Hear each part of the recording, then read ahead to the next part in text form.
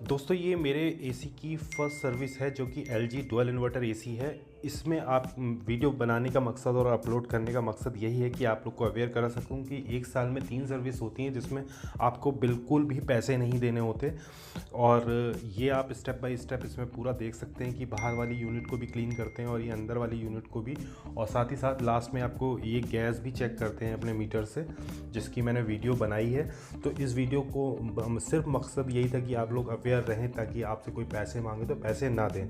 तो वीडियो को एंजॉय करिए और वीडियो को एंड तक देखते रहिए, और चैनल पर पहली बार आए तो सब्सक्राइब ज़रूर से कर दीजिएगा और ज़्यादा से ज़्यादा शेयर कर दीजिएगा। Thank you so much.